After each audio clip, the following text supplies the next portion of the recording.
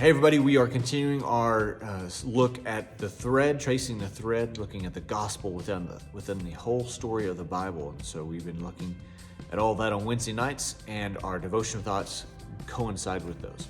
So our devotion thought, our verse today comes to us from Exodus chapter 1, verse 22. It says, "Then Pharaoh commanded all his people, every son that is born to the Hebrews you shall cast into the Nile, but let every daughter live."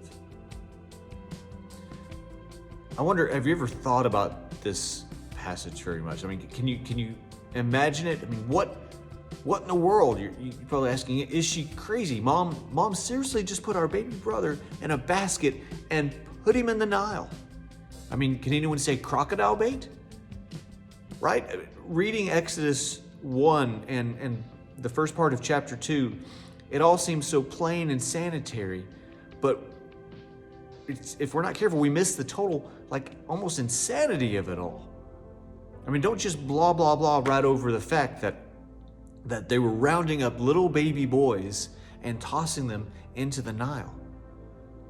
Imagine the horror, imagine the screaming of the mothers and maybe the bloodied faces of the fathers who are fighting back these soldiers, saying, "You're not going to take my child." And it seemed like there was only two options. You either fight or you have to helplessly watch. Except we see that Moses' mother figured out a third option.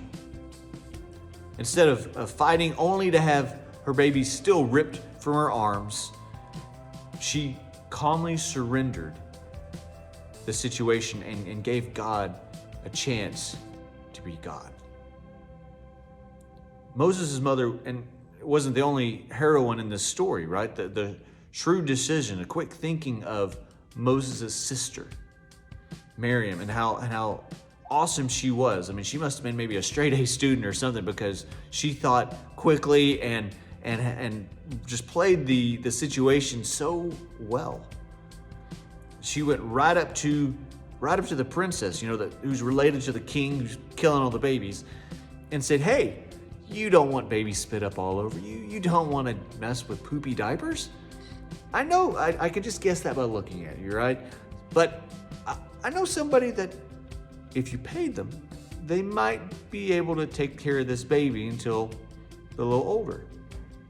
And then she went and got Moses' mom to do it. I mean, that's like ice cold, man.